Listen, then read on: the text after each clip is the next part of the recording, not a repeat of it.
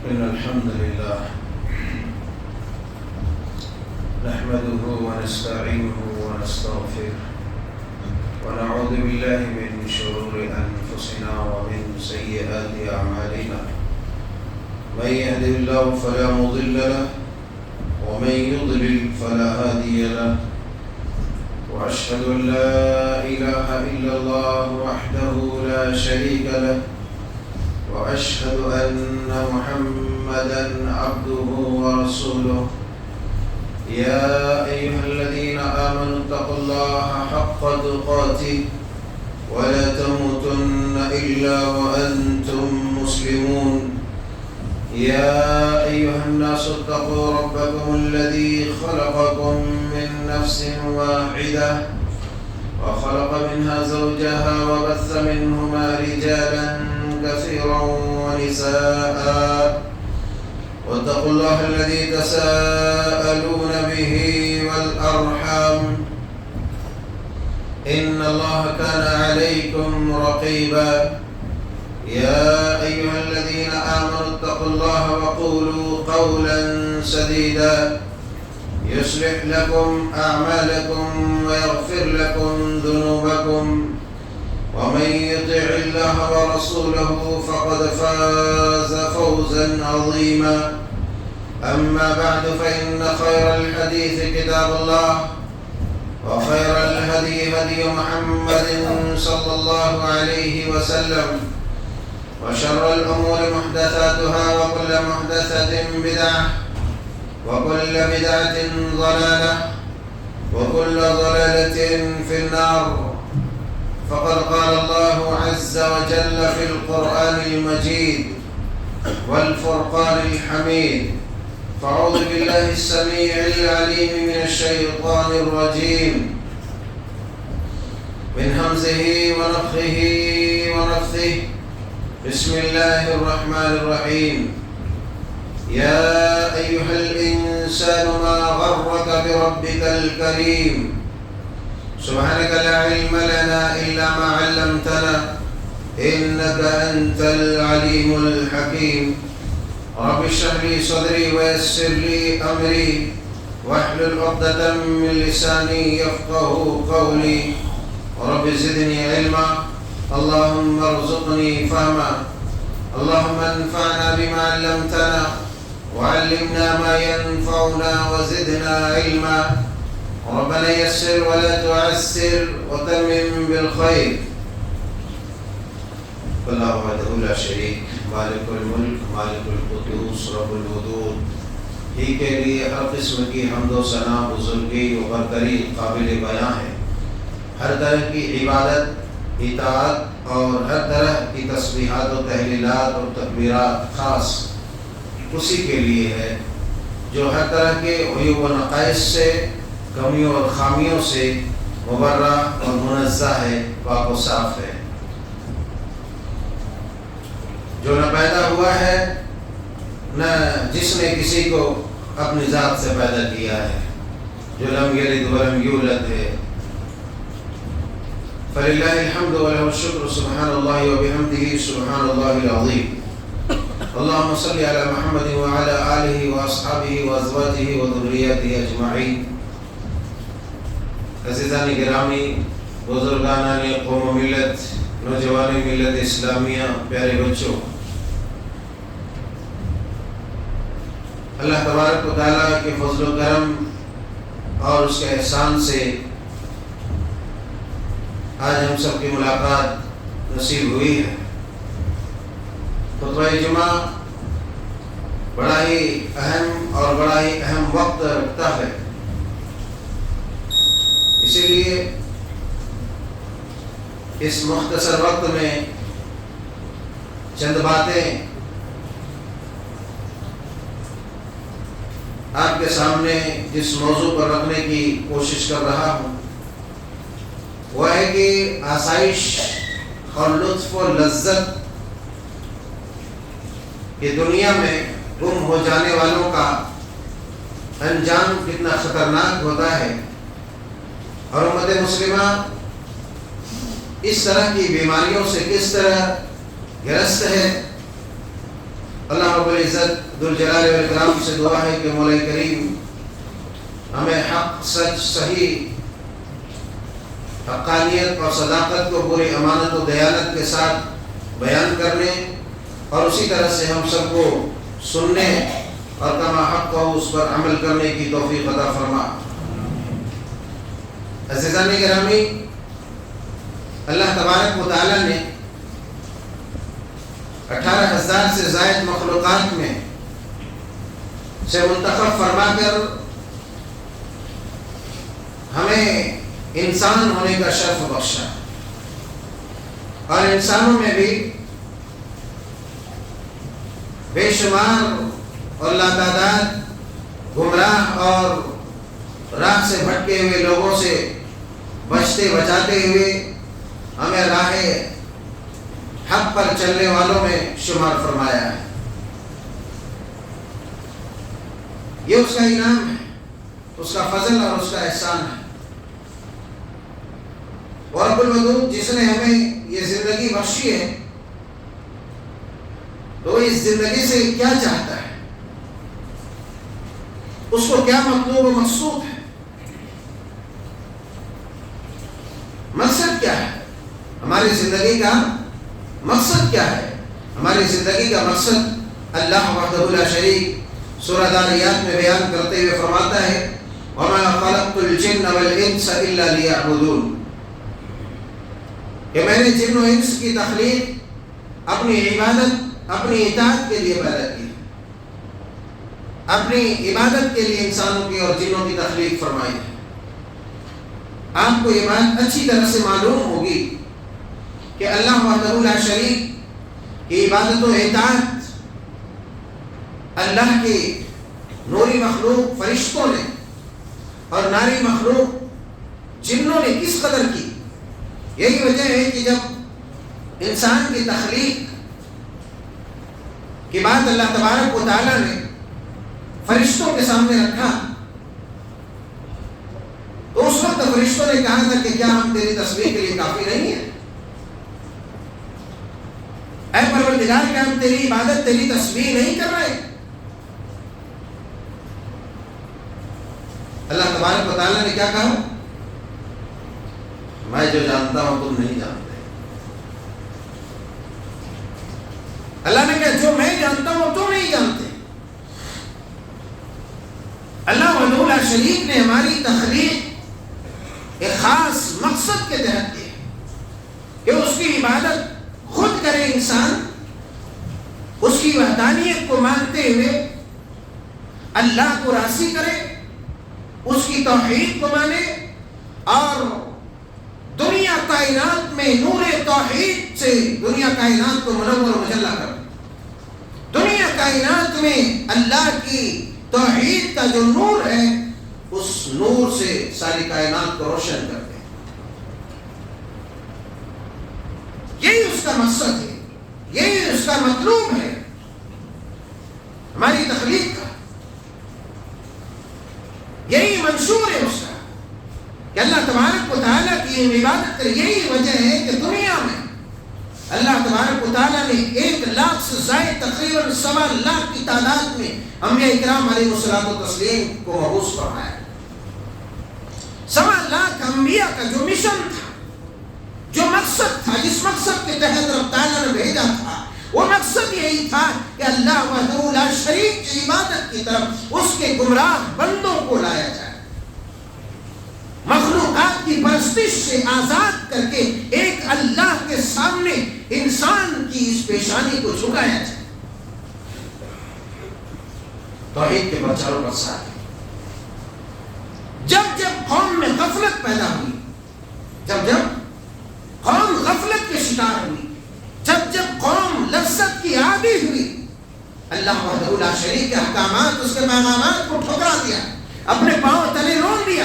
اللہ تبارک و تعالیٰ نے اپنا قہر و غضب نازل کر کے دنیا میں بے پناہ امتوں کو صف ہستی سے صرف مٹایا ہی نہیں، بلکہ اللہ تبارک و تعالیٰ نے دنیا والوں کے لیے نشانہ عبرت بنا دیا۔ آپ امم سابقہ میں جو گزری ہوئی امتیں ہیں، ان میں سے جو ہلاک ہونے والی امتیں ہیں، جتنی قومیں ہلاک کی گئی، آپ اگر ان کے واقعات، ان کی تاریخ آپ پڑھیں گے تو آپ کو فقط یہ نہیں ملے گا کہ ان قوموں نے اللہ کے ساتھ شرک کیا تھا. اللہ تبارک و تعالیٰ کے ساتھ شرک کرنے کے ساتھ ساتھ کئی جرائم میں مبتلا تھے. کوئی عیاشیوں میں، بدماشیوں میں، کوئی ڈنڈی ماری میں، ایک دوسرے کے حق تلفی میں. غرض یہ کہ شرک کے ساتھ ساتھ دوسرے جرائم میں بھی شامل تھے، تو اللہ تبارک و تعالیٰ نے انہیں ہلاک و برباد کیا. قوم عاد کو دیکھیں، قوم ثمود کو دیکھیں، قوم لوط کو دیکھیں، فرعونیوں کو دیکھیں. جو قومیں اللہ تبارک و تعالیٰ کے غضب سے ہلاک ہوئی، ساری قوموں میں شرک کے ساتھ کچھ نہ کچھ خامیاں تھیں. ایسی برائی تھی جو اللہ تبارک و تعالیٰ کو کسی بھی صورت مطلوب نہیں، کسی بھی صورت برداشت نہیں. اس لیے اللہ تبارک و تعالیٰ نے ہلاک کیا. جب قومیں غافل ہوئی اللہ وحدہ لا شریک کی عبادت سے، اللہ کی اطاعت سے، رسول کا ٹھٹا اڑایا، وقت کے پیغمبر کا مذاق اڑایا، غفلت میں پڑی رہی، اللہ تبارک و تعالیٰ نے اس کا انجام بد سے بدتر کر دیا. اگر ہم اپنا کمپیئر کریں، اپنی زندگی کا موازنہ ہلاک ہونے والی اگر قوم سے ہم کریں تو ہمیں بخوبی اندازہ ہو جائے گا کہ جو جرائم ان لوگوں میں موجود تھے، جن برائیوں کے وہ شکار تھے، آج ایسی کتنی برائیاں ہیں جس کے ہم شکار ہیں. اور کہیں نہ کہیں ان برائیوں میں مبتلا ہونے کا سبب غفلت ہے یا تو پھر لذت ہے. غفلت یا لذت. بات غفلت کی آئی ہے. ایک نقطہ میں آپ کے سامنے رکھتا ہوں، وہ حدیث پاک تقریباً ہر چھوٹے بڑے بوڑھے بچے جوان مرد عورت کو معلوم ہوگی، جس میں آپ نے فرمایا ویل للعقاب، ویل للعقاب، ایڑیوں والوں کے لیے ہلاکت ہے. ایڑی والے کون ہیں؟ آپ نے وضو کے باب میں کبھی درس سنا ہو، تقریر سنی ہو تو آپ کو معلوم ہوا ہوگا کہ جس آدمی کا اعضائے وضو خشک رہ جائے، سوکھا رہ جائے،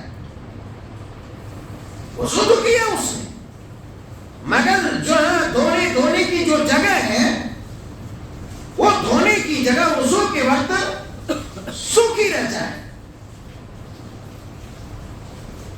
آپ نے فرمایا خشک ایڑی والوں کے لیے ہلاکت ہے، ویل ہے، بربادی ہے، تباہی ہے. میں سبھی سے بات پر بہت پہلے، ابھی 1 مہینہ بھی نہیں ہوا ہوگا، میں نے بڑی گہرائی سے اس پر غور کیا اور کسی ایک خاتون کا اعتراض بھی میں نے سنا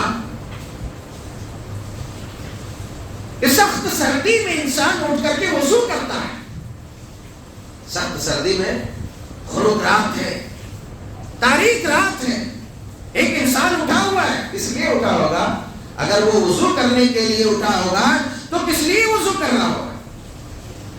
اللہ کو راضی کرنے کے لیے، اللہ کو منانے کے لیے. تاریک رات ہے، ساری دنیا خواب غفلت میں سو رہی ہے. اللہ کو راضی کرنے کے لیے، اللہ کو خوش کرنے کے لیے ایک انسان اٹھایا، وضو کر رہا ہے، مگر وضو میں ایک کمی ہے، اعضائے وضو میں خشکی رہ گئی ہے، پوری طرح سے دھلا نہیں.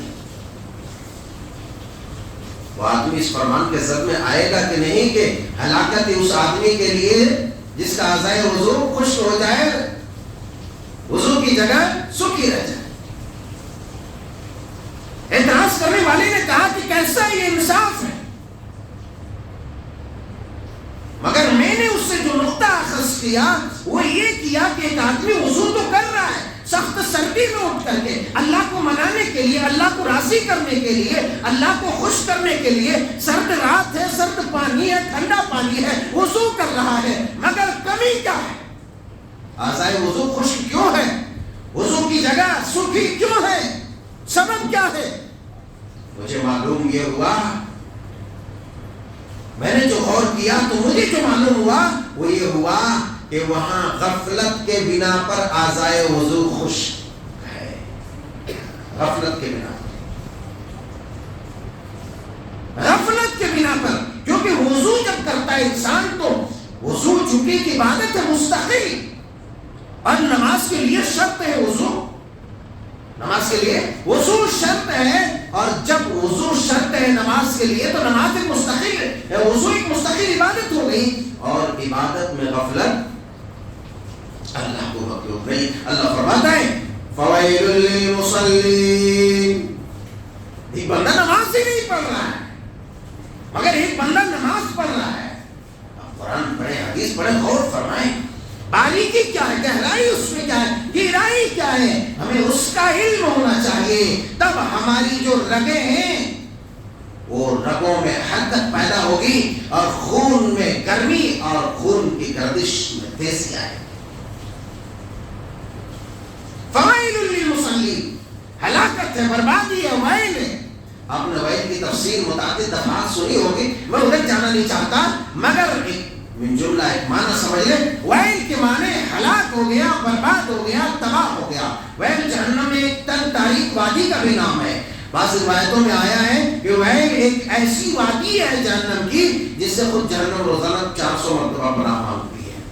اللہ ہم سب کو جہنم سے محفوظ فرمائے۔ فرمایا کہ ان نمازیوں کے لیے ہلاکت ہے، بربادی ہے، تباہی ہے، الذین هم عن صلاتهم ساہون، کن نمازیوں کے لیے؟ ان نمازیوں کے لیے جو نمازوں میں سستی برتتے ہیں، جو نمازوں میں غفلت برتتے ہیں۔ اتنی بڑی بات ہے، ایک آدمی نماز نہیں پڑھ رہا ہے اور ایک آدمی نماز پڑھ رہا ہے مگر سستی کر رہا ہے۔ رب تعالیٰ کو اپنی عبادت میں سستی اور کوتاہی برداشت نہیں۔ وضو مستقل ایک عبادت ہے، اور وضو میں سستی کرنے کی وجہ سے، غفلت کی وجہ سے اعضائے وضو خشک رہ گیا، اسی لیے اتنی بڑی ہلاکت کی بری خبر سنا دی کہ ویل للآقاب، ایسی ساری امت غفلت میں پڑی ہوئی، لذت میں پڑی ہوئی ہے۔ اے لذت پرستوں، اللہ تبارک و تعالیٰ نے لذت پرستوں کو، لذت کے دل داداؤں کو دنیا میں نشان عبرت بنا دیا۔ کافر لوگوں کو اللہ تبارک و تعالیٰ پسند نہیں کرتا ہے۔ یہ نقطہ ہے اس حدیث پاک کے اندر کہ وضو بھی ہے تو اس میں غفلت برداشت نہیں کی جائے گی، وضو میں غفلت برداشت نہیں کی جائے گی۔ اسی لیے اللہ تبارک و تعالیٰ کی عبادت سے جو فرائض انہوں نے سونپا ہے، ان فرائض میں، جن فرائض کے ہم مکلف ہیں، ان فرائض میں اگر ہم نے غفلت کیا، مداہنت سے کام لیا، سستی سے کام لیا، تو پھر اللہ تبارک و تعالیٰ بڑی سختی کے ساتھ ہم سے باز پوچھ سکتے ہیں۔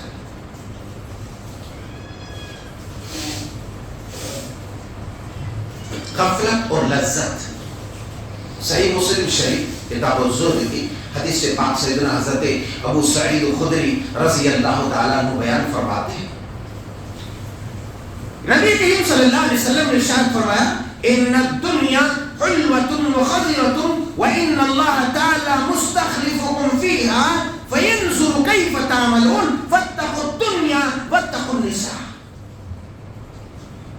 حضرت ابو سعید خدری رضی اللہ تعالیٰ عنہ بیان فرماتے ہیں کہ رسول اکرم صلی اللہ علیہ وسلم نے ارشاد فرمایا ان الدنیا حلوۃ وخضرۃ، کہ دنیا بڑی سرسبز و شاداب ہے، دنیا بڑی سرسبز و شاداب ہے، دنیا بڑی حسین ہے اور بڑی پر لذت ہے، اس میں بڑی مٹھاس ہے، دنیا بڑی ہری بھری ہے، بڑی خوشنما ہے، دنیا چمکدار ہے، اور چمکدار ہونے کے ساتھ ساتھ دنیا میں بڑی مٹھاس ہے، بڑی لذتیں ہیں۔ ان الدنیا حلوۃ وخضرۃ وان اللہ تعالی مستخلفکم فیہا، ارے لوگوں، اللہ تبارک و تعالیٰ تمہیں اس دنیا میں طاقت، حکومت، سیادت، قیادت اللہ تبارک و تعالیٰ نے اس لیے دی ہے، اگر تمہیں مال دیا ہے، دولت دیا ہے، ثروت دیا ہے، اور تمہیں کسی چیز کا اختیار دیا ہے، کسی چیز پر تمہیں حکومت دیا ہے، طاقت دیا ہے، وہی سرداری اللہ تبارک و تعالیٰ نے تمہیں عطا کی ہے، تو اس کا مطلب یہ ہے کہ فَيَنْظُرُ كَيْفَ تَعْمَلُونَ، وہ تمہیں دیکھنا چاہتا ہے کہ تم کیسا عمل کرتے ہو، دیکھنا چاہتا ہے کہ اللہ کی ان نعمتوں سے لطف اندوز ہونے کے بعد آیا تم اللہ کی عبادت میں چستی اور اس کے فرائض کی ادائیگی میں چوکسی دکھاتے ہو، یا پھر تم مزید سست بن کر کے انہی نعمتوں، ان لذتوں کے حصول میں تم نے اپنی پوری زندگی گواہ دی، اللہ تبارک و تعالیٰ وہ دیکھنا چاہتا ہے. اسی لیے سرور کونین تاجدار حرمین نبی آخر الزمان جناب محمد رسول اللہ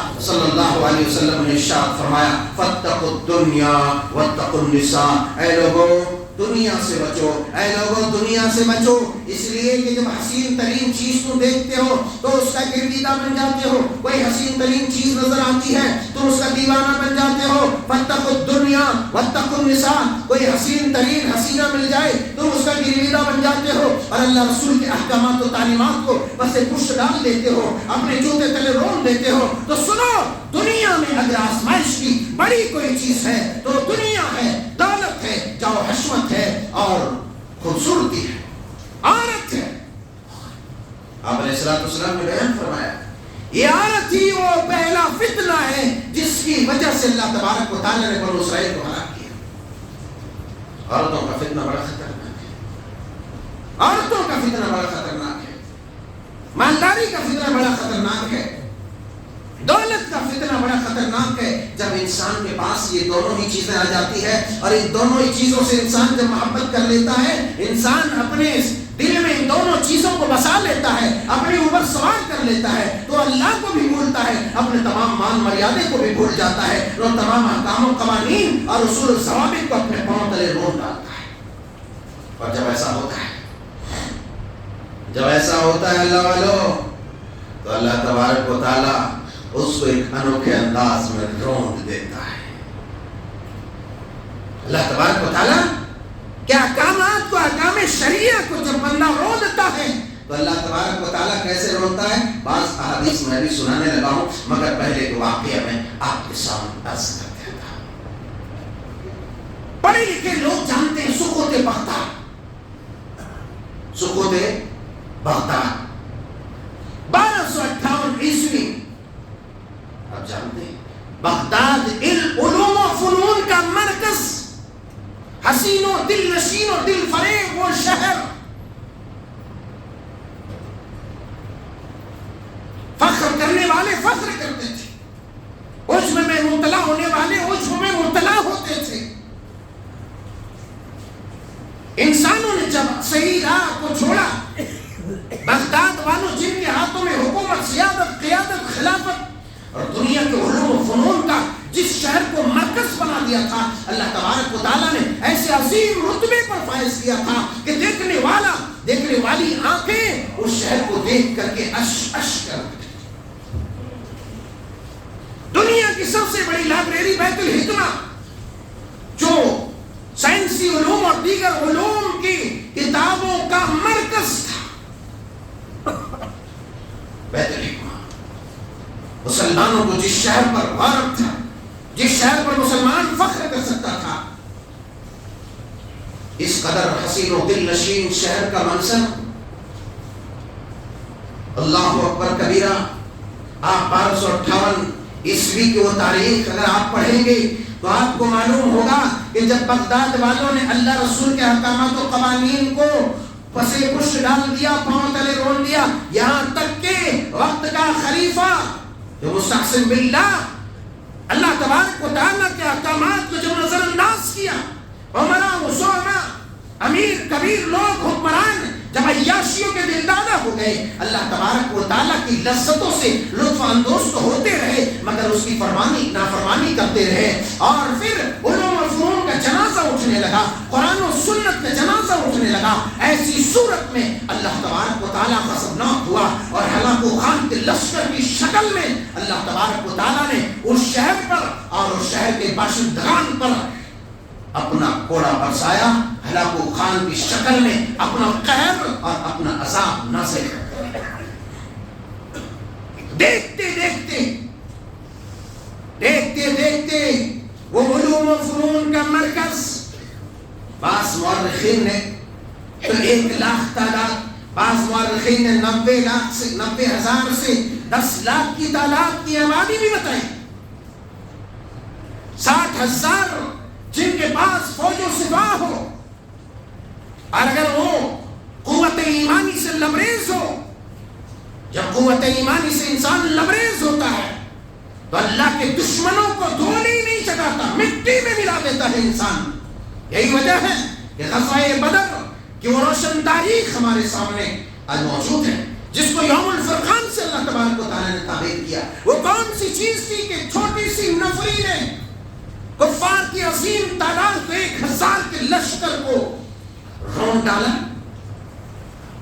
وہ کون سی چیز تھی کہ اللہ تبارک و تعالیٰ عرش سے ڈھانک دیا؟ اللہ تبارک و تعالیٰ نے میدان بدر میں موجود اللہ کے جیالوں اور امت کے جیالوں، اللہ کے سپاہیوں کو اللہ نے جھانکا ایسے کر کے اور مغفرت عامہ کا اعلان کر دیا کہ بدری صحابی جو بھی کچھ کریں اللہ کی رحمت اور مغفرت پالے ہوئے۔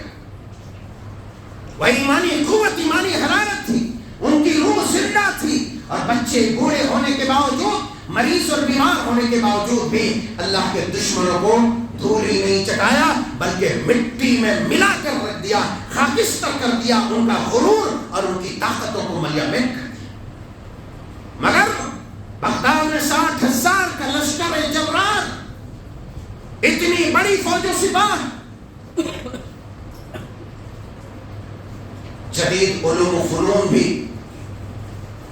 فوج و سپاہ کی وہ طاقت و قوت، وہ جنگی ہتھیار، جنگی آلات، ماہرین جنگ، یہ ساری چیزیں ہیں، مگر ہلاک و خان کا لشکر ہے۔ دیکھتے دیکھتے دیکھتے دیکھتے اس عظیم ترین شہر کو صرف تباہ نہیں کیا، اور اسلام کی وہ شہزادیاں جو اپنے گھروں سے نہیں نکلتی تھی، چنگیزیوں نے، ہلاکو خان کے لشکروں نے سریعام بدکاریاں کی، ان کی عزت کی دھجیاں اڑائی، ان کے دوپٹے ہی نہیں کھینچے بلکہ ان کے پیٹوں کو چیرا بھی، ان کی گردنوں کو کاٹا بھی، اور ایک عظیم تعداد میں مسلمانوں کا قتل عام کیا۔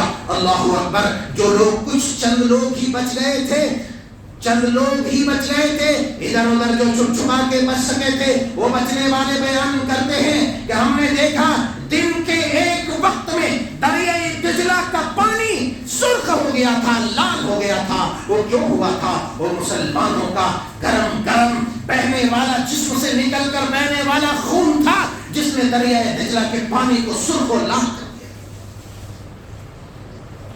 پھر وہ بچنے والا بتاتا ہے کہ دن کے ایک پہر میں ہم نے دیکھا کہ دریائے دجلہ کا پانی سیاہ ہے۔ اے امت کے جیالوں، اے جوانوں، اے خواب غفلت میں پڑے ہوئے مسلمانوں، اے نوجوانوں، سنو، غفلت کی چادر کو چاک کر دو، اپنی ایمانی قوت اور دل میں چھپے ایمان کے شرارے کو جلا دو، انسانیت اپنے اندر پیدا کرو، حیوانیت کو کچل ڈالو، ایک سچا انسان بنو، امت محمدیہ کا ایک فرزند ایسا بنو کہ جس پر امت رشک کر سکے۔ اللہ اکبر! بچنے والا کہتا ہے کہ دریائے دجلہ کا پانی دن کے ایک وقت میں سیاہ ہو گیا ہے، پانی کالا ہو گیا ہے۔ وجہ کیا ہے؟ بیت الحکمہ کی ساری کتابیں جلا دی گئی ہیں۔ کتابیں جلانا صرف کافی نہیں تھا، کتابوں کو جلا کر اسے دریائے برد کر دیا گیا، دریا میں پھینک دیا گیا، اور اس کالی راکھ سے، علوم و فنون کے کالے راکھ سے دریا کا پانی سیاہ ہو گیا۔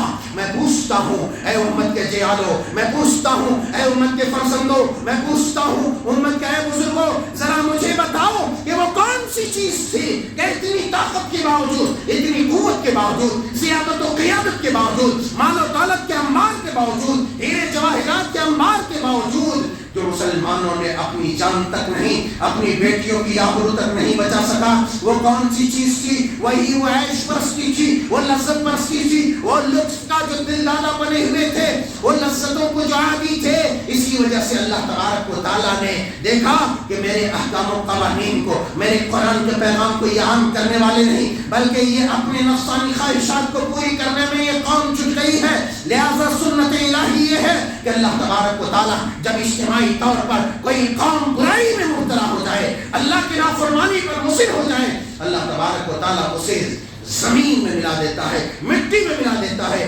اللہ اپنی کوئی مخلوق، اپنا کوئی دشمن مسلط کر دیتا ہے۔ اتنی شاندار تاریخ، مگر یہی لذت، جن لذتوں کے آج ہم آتے ہیں، تھوڑی تھوڑی لذت کے لیے اپنی عزت کو داؤ میں لگا دیتے، خاندان کے ایمان کو داؤ میں لگا دیتے ہیں۔ ایمان 4 کوڑی کے لیے یہ نہیں دیکھتے کہ حلال ہے حرام ہے، کہاں سے آئے کیسا ہے، یہ کوئی نہیں دیکھ رہا، صرف لذت لذت لذت، لوڈو گھسوڈو لوڈو گھسوڈو۔ جب یہ عیش پرستی میں قوم مبتلا ہوتی ہے اللہ تبارک و تعالیٰ اپنا قہر و غضب نازل کر دیتا ہے. تاریخ ہسپانیہ 800 سالہ شاندار طارق بن زیاد موسیٰ بن نصیر کے عظیم فتوحات کی نشانیاں. آخر کس وجہ سے ایک وقت ایسا آیا کہ اللہ کا نام لینے والوں کا جینا دوبر ہو گیا تھا. گھوڑے کے گور صاف کرنے میں کام آ رہے تھے. وہ کون سی چیز تھی کہ ساری مسجدوں کو منہدم کر دیا, بعض مساجد کو گرجا گھروں میں بدل دیا؟ وہ کون سی چیز تھی؟ یہی لذت, یہی عیش پرستی, یہی آسائش طلبی, یہی مزے لینا, لطف لینا اور بس خواب غفلت میں پڑا رہنا. یا ایھا الانسان ما غرک بربک الکریم, اے انسان تجھے تیرے رب کریم سے کس چیز نے غفلت میں ڈال دیا ہے؟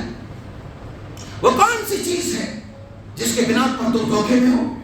ما غرک بربک الکریم, ارے جس رب نے تیری ایک ایک سانس کی حفاظت کی, ایک ایک ریشے کی حفاظت کی, ایک ایک بال کی حفاظت کی, کھال کی حفاظت کی, ساری چیزوں کی حفاظت کیا. جب تمہیں جتنی چیز جس چیز کی ضرورت ہوتی تھی تیرے رب نے تجھے دیا, اور اس رب کریم سے, اس مہربان رب سے تمہیں کس چیز نے غافل کر دیا؟ دنیا کی لذت نے, دنیا طلبی نے. ارے تم دنیا میں دیکھ رہے ہو اللہ کے دشمن بڑی چکا چوند گھوم رہے ہیں, بڑے مزے لے رہے ہیں. اے امت کے جیالو, اے میرے پیارو, اے میرے یارو, ذرا ہوش کرنا کھل لو. کہاں جا رہے ہو؟ کس دشے میں تم سفر میں لگے ہو؟ کس سمت تم نے اپنا راستے سفر مان لیا؟ مغربی تہذیب کا تم دلدادہ ہو؟ شراب و کباب کے عادی بننا چاہتے ہو؟ اپنی نسل کو فنا کرنا چاہتے ہو؟ ان کی ماڈرن اور قلق و اضطراب سے بھری ہوئی, پریشانی سے بھری ہوئی زندگی کو تم خوشحالی اور خوشگواری کی زندگی تم نے تصور کر لیا. اللہ تمہیں خبردار کرتا ہے, لا یغرنک تقلب الذین کفروا فی البلاد. اے لوگو, دنیا میں یہ ٹہلنے والے, بڑے چل چاک فٹ فاٹ میں رہنے والے اور دنیا میں گردش کرنے والے, جو بظاہر تمہیں بہت خوبصورت اور بہت خوشحال نظر آتا ہے, لا یغرنک تقلب الذین کفروا فی البلاد, اللہ کے یہ کافر اور مشرک بندے کہیں تمہیں دھوکے میں نہ ڈال لے. ان کی یہ ادا, ان کا یہ کردار کہیں تمہیں دھوکے میں نہ ڈال لے. متاع قلیل, یہ تھوڑا سا سامان ہے, یہ تھوڑا سا سامان ہے, اللہ نے انہیں دیا ہے. کلوا وتمتعوا قلیلا انکم مجرمون. اللہ فرماتا ہے اے مجرم بندو, تم تھوڑا سا کھا لو, تھوڑا سا یہ سامان ہے, تھوڑی سی دنیا کی زندگی میں تھوڑی سی لذت حاصل کر لو. انکم مجرمون, تم میرے مجرم بندے ہو, تم میرے مجرم بندے ہو, اور میرے مجرم بندوں کے لیے میں نے نار و سقر کا انتظام کر رکھا. یہ چکا چوند زندگی کو نہ دیکھو. یہ دنیا کی اگر حیثیت رب کے سامنے کچھ ہوتی, رب کے رسول سنن ترمذی کے حدیث سے پاک ہے, کتاب الزہد میں حضرت سہل بن سعد الساعدی رضی اللہ تعالیٰ عنہ بیان فرماتے ہیں کہ اللہ کے پیارے حبیب علیہ الصلوۃ والسلام نے ارشاد فرمایا, لو كانت الدنيا تعدل عند الله جناح بعوضة ما سقى كافرا منها شربة ماء. اے لوگو, اگر دنیا کی حیثیت, اے ایمان والوں, اے مسلمانوں, اے امت کے جیالوں, اے امت کے فرزندوں, اے بزرگوں, مرتے مرتے دنیا کی ہوس اور دنیا کی لالچ لے کر کے اپنے سینے میں رب تعالیٰ سے ملاقات نہ کرو. دنیا یہی رہ جانے والی چیز ہے. اگر اس فانی دنیا کے پیچھے تم نے اپنے آپ کو گوایا, اپنی نسل کو اس ڈگر پہ چلایا کہ اللہ کی معصیت, اللہ کی نافرمانی میں وہ ہمیشہ ہمیشہ مبتلا رہے, تو سن لو, اگر اس دنیا کی حقیقت رب تعالیٰ کے نزدیک اتنی بھی ہوتی کہ رب تعالیٰ کے نزدیک ایک مچھر کے پر کے برابر بھی, تو رب تعالیٰ اپنے رسول کے توسط سے یہ فرمان جاری کرتا ہے, اے میرے بندو سنو, لو كانت الدنيا تعدل عند الله جناح بعوضة ما سقى كافرا منها شربة ماء. تو اللہ اپنے نافرمان بندوں کو, اللہ اپنے سیاہکار بندوں کو, اللہ اپنے کافر و مشرک بندوں کو ایک گھونٹ پانی بھی نہیں دیتا تھا. ایک گھونٹ پانی, ایک گھونٹ پانی نہیں دیتا تھا. اس رب تعالیٰ نے اپنے مومن بندوں کے لیے ایسی حسین و دل نشین جنت, اس جنت میں انواع اقسام کی نعمتیں جو تیار کر رکھی ہے, وہ اس وجہ سے کر رکھی ہے, حفت الجنت بالمکارہ وحفت النار بالشہوات. اے لوگو, शहवात के पुजारी न बनो। ऐ उम्मत के जियालो जवानों, शहवात और ख्वाहिशों के पुजारी न बनो। इसलिए कि अगर तुमने शहवात को, तुमने लज्जतों को कुचला तो तुम जन्नत के मुस्तहिक और मिस्दाक हो सकते हो। नहीं तो सुन लो, आसाइशों से, लज्जतों से, मजे से और लुत्फ से घिरी हुई कोई चीज है तो वो जहन्नम है। तुम जब उन चीजों के आदी हो जाओगे और उन चीजों के आदी हो जाओगे तो अल्लाह तबारक व तआला अपनी जहन्नम में तुम्हें दाखिल फरमाएगा। और अगर उन चीजों को कुचल डालोगे, उन चीजों को मसल डालोगे और अल्लाह की रजा को अपने सामने रखोगे, अल्लाह की रजा मतलूब व मकसूद होगी, तो फिर ऐसी सूरत में अल्लाह तबारक व तआला अपनी जन्नत में तुम्हें दाखिल करेगा। ये सारी नेमतें जिसमें लज्जत भी, आसाइश भी है, अगर इन नेमतों का हमने गलत इस्तेमाल किया तो ये नेमतें हमारे लिए फितना है, ये नेमतें हमारे लिए आजमाइश है।